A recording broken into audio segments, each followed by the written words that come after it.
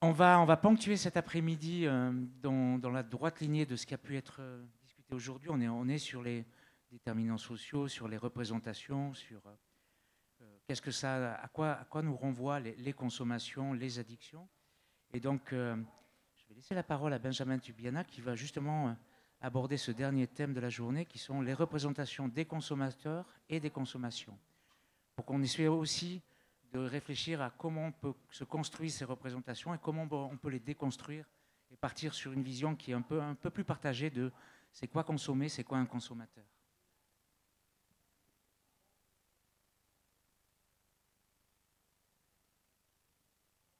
Non, oui, ça marche.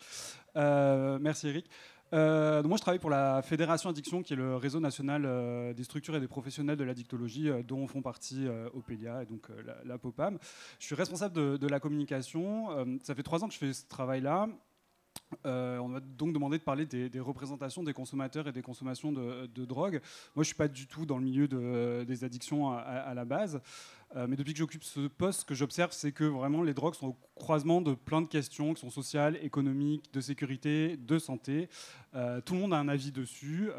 Tout le monde a des représentations de ce que sont les drogues, leurs usages et leurs consommateurs. Donc on m'a demandé de parler des représentations.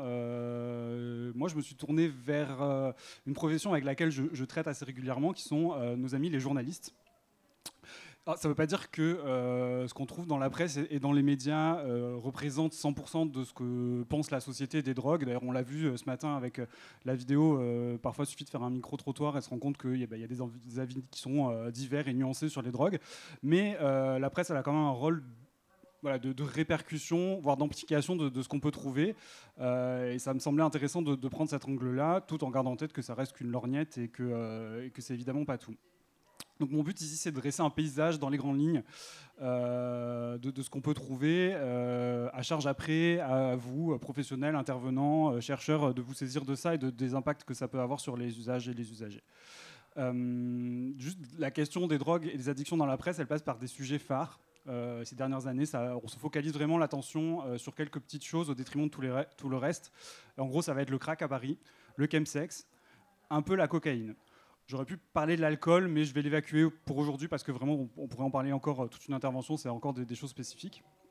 Ce qui est intéressant de voir, c'est que la drogue la plus consommée, c'est le cannabis. La drogue illicite la plus consommée, c'est le cannabis. Elle est très peu abordée sous l'angle de la consommation. Quand on en parle, ça va toujours être celui de la sécurité. J'y reviendrai un petit peu à la fin.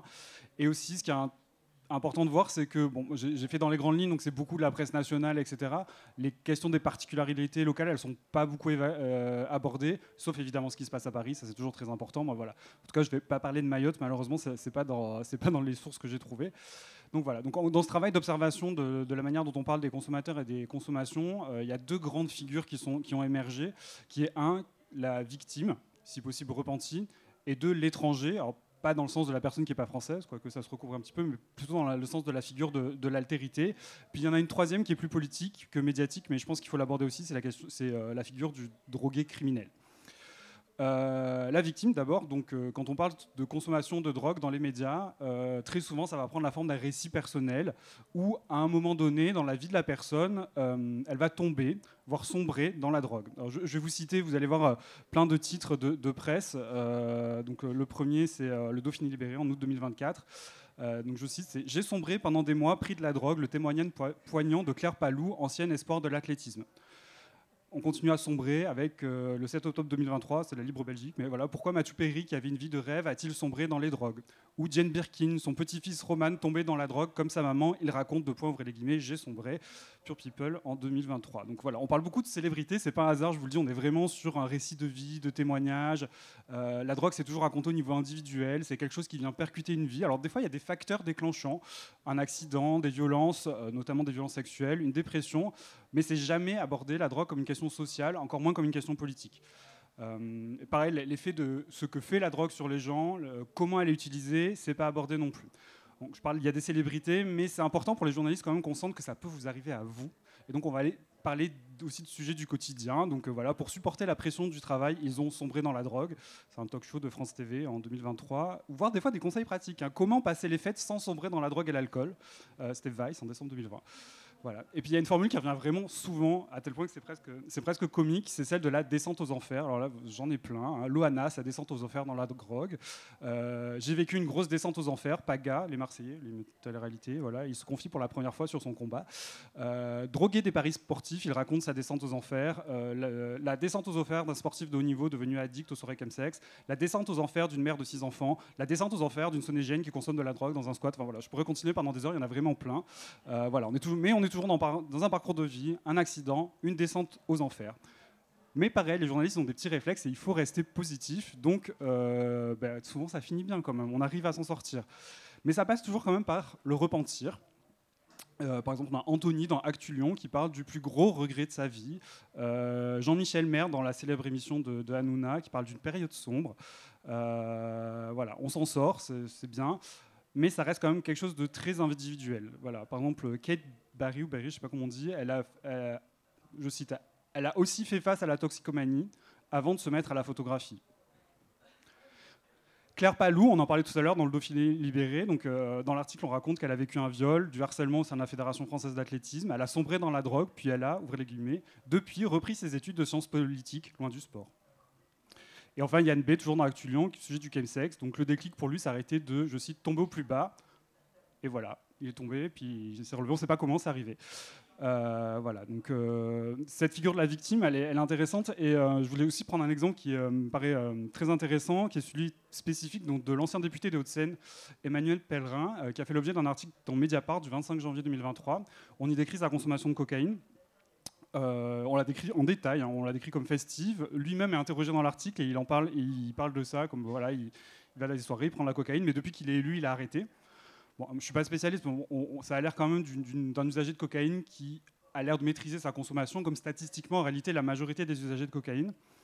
En consommant ponctuellement, mais puis à un moment, il a décidé d'arrêter. Mais le lendemain de l'apparition de l'article dans Mediapart, Emmanuel Pellerin a publié un communiqué où il écrit, je cite, « Rien ne saurait justifier le comportement qui a été le mien. J'ai honte d'avoir été en situation de dépendance. » Donc, je ne connais pas vraiment la situation de M. Pellerin, mais il n'y a rien qui indiquait qu'il était vraiment en situation de dépendance. Mais pour se justifier, il faut être en situation de dépendance et avoir honte. Voilà. Donc, c'était pour la première figure de la victime. La deuxième, c'est l'étranger. Et comme je dis, c'est une figure vraiment d'altérité. Donc voilà, c'est quelqu'un qui est autre. Donc quand on en parle, on ne va pas s'interroger sur sa vie, on ne va pas parler de son parcours de vie. En général, on ne va même pas donner son nom, on va juste souligner que c'est un problème.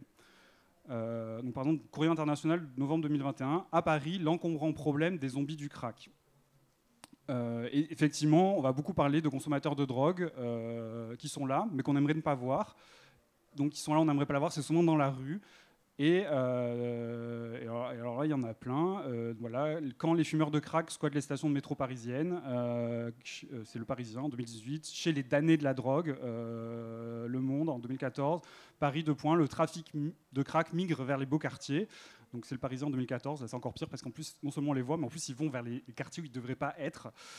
Et pour tous ces gens, on peut vraiment utiliser un vocabulaire qui est assez péjoratif. Donc on a Toxico, Paris, un parc pour Toxico, la Dépêche du Midi.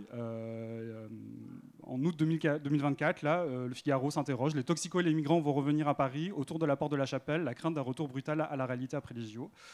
On a aussi vraiment le vocabulaire du zombie. Ils déambulent comme des zombies, crack, héroïne, les toxicomanes du 3e sous-sol du Capitole, c'est à Toulouse. 2024. Trafic de drogue à Paris, face aux hordes de zombies, le ras-le-bol des habitants, Le Point, 2021. Du métro au jardin, les consommateurs de crack hantent le nord-est de Paris comme des zombies, Actu Paris, mars 2020. Et encore ce mot qui est fantastique, qui est craqueux. Donc un craqueux arrêté à Paris, Le Parisien, 2024. Un collégien arrêté dans son immeuble, les habitants pointent un craqueux, Le Journal du Dimanche, 2023. C'est craqueux qui erre à Paris, Le Figaro, 2023. Voilà, donc c'est intéressant parce que le crack aussi, c'est de la cocaïne. Et on parlait tout à l'heure de la cocaïne, c'est la même substance, mais consommée différemment, mais par des personnes différentes. Et donc, on a d'un côté un parcours personnel qui est percuté par la drogue, qui est pathologisé quand même, mais qui relève quand même de la sphère privée, pour lequel on peut avoir une expression individuelle, on peut raconter son parcours, on peut s'en sortir, à condition d'avoir honte, etc., mais on peut s'en sortir. De l'autre côté, par contre, on a une masse qui est anonymisée, voire animalisée. Elles n'ont pas d'expression, on ne parle pas d'eux, on ne leur donne pas la parole, c'est juste un problème dans la cité. Et qui sont ces gens en réalité ? C'est souvent des personnes précaires, voire très précaires, très souvent racisées, et pour lesquelles on envisage en fait une réponse sécuritaire. Donc on est là au croisement quand même de perception de la drogue, mais aussi de la race et de la question de la classe. Enfin, la dernière figure sur laquelle je voudrais revenir, alors c'est assez brièvement parce qu'elle n'est pas vraiment issue de la presse, c'est plutôt une création politique, mais la presse en fait écho, donc il me semble important d'en parler, et elle s'installe de plus en plus, c'est celle du criminel. Quand je parle du criminel, c'est pas le criminel comme le trafiquant de drogue, c'est bien le consommateur. Et c'est vraiment une rhétorique qu'on voit de plus en plus, notamment du gouvernement alors, actuel, j'aurais pu dire, je sais pas trop quel gouvernement on a en ce moment, mais enfin, voilà. Mais présenter les consommateurs comme des criminels, c'est quelque chose qu'on voit de plus en plus, notamment de la part d'Emmanuel Macron et de Gérald Darmanin. Et on parle là, pour le coup, c'est les consommateurs de cannabis. Et donc on va pas parler des consommateurs de cannabis par leur consommation, par les effets que ça a à la drogue. On dirait qu'on n'a plus rien à dire en fait sur le cannabis. Donc on va dire, si vous consommez du cannabis, vous êtes des criminels. Donc là, je cite Emmanuel Macron, les gens qui ont les moyens de consommer de la drogue parce qu'ils trouvent cela récréatif, il faut qu'ils comprennent qu'ils nourrissent des réseaux et qu'ils ont une complicité de fait. Cette citation, elle est importante, intéressante. Il fait ça dans un déplacement à Marseille où il y a des règlements de compte assez régulièrement. Donc en fait, quand il parle de complicité de fait, il accuse les consommateurs de cannabis d'être complices d'assassinat. En fait. Donc c'est quand même des mots qui sont très forts. Et pareil, Gérald Darmanin, les consommateurs sont responsables, je cite, de l'exploitation des mineurs, des assassinats, du financement du terrorisme et de la prostitution, rien que ça. Voilà, donc c'était le panorama de ce qu'on peut voir dans la presse. On a le drogué victime repenti, le drogué étranger, le drogué criminel. Il y a aussi des choses évidemment qu'on n'a pas, on pourra en parler longtemps, mais déjà, je le disais, toutes les personnes qui consomment des drogues et qui n'ont pas particulièrement de problème, c'est la majorité des consommateurs, on le sait, ça n'intéresse pas la presse du tout. Et puis il y a aussi comment on accompagne les gens. Vous, comment est-ce que vous accompagnez les personnes consommatrices? Ça n'existe pas, même quand on le dit, les gens sont guéris, c'est presque miraculeux, il n'y a pas de méthode, il n'y a pas de formule, ça arrive comme ça. Voilà, donc j'ai pas vraiment de conclusion à ça, c'est plutôt des questions qu'on peut poser, c'est quel est l'impact de ces représentations-là sur les consommateurs eux-mêmes, sur leur entourage, sur les gens qui se posent des questions sur leur consommation ou la consommation d'un proche, quand on a ces images-là en tête, quand c'est celles qui sont données dans la presse et qui sont... C'est un portrait au gros trait, mais qui sont quand même quasi unanimes. Quelles sont les conséquences de ça? Je ne sais pas. L'introduction du colloque mettait en garde contre les déterminismes qui priveraient l'individu de sa capacité d'agir. On parle des déterminismes sociaux, mais est-ce qu'il y a aussi des déterminismes de représentation? C'est une question.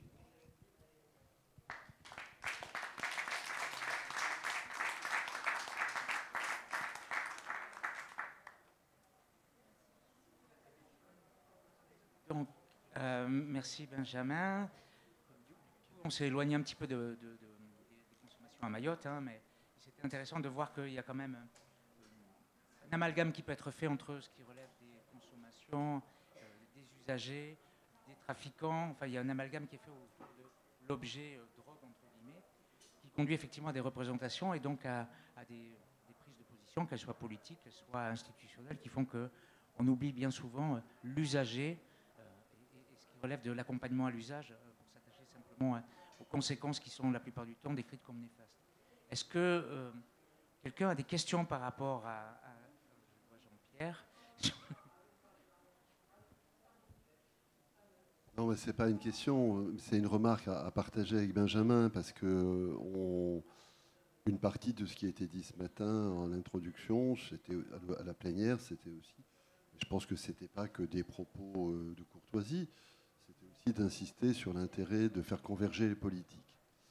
Et quand même, il y a un certain nombre de travaux autour de la notion d'addiction-maladie, qui elle-même demanderait à être discutée, parce qu'elle produit de la représentation.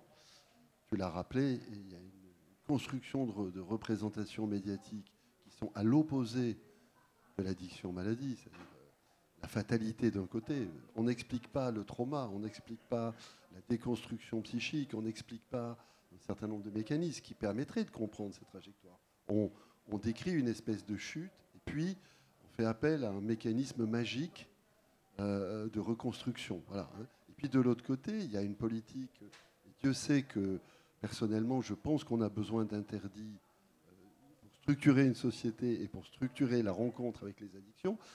Je suis d'accord avec Jean-Sébastien, ce n'est pas la prohibition et l'interdiction de l'usage, mais on a besoin d'un certain nombre de règles qui vont structurer ces rencontres et l'usage. Et on a une deuxième figure qui revient en premier, qui est l'usager. Alors lui, il est plus malade de ce côté-là. De l'autre côté, il est même le responsable presque de la décomposition sociale. Voilà. Alors, si on met ces deux choses bout à bout, on faut se dire qu'on est mal barré. Heureusement, on a des témoignages comme ceux qu'il y a eu cet après-midi qui ne rentrent pas dans ce type de débat et qui se disent, puisqu'on a un problème, on va petit à petit, ensemble, déconstruire un certain nombre de ces paramètres et reconstruire. Enfin, le contraste entre cette vision schématique des représentations que tu nous permets d'attraper et l'intervention d'avant, elle dit tout de là où il faut essayer d'aller et des débats dans lesquels il ne faut pas se laisser, de mon point de vue, attirer plus que ça.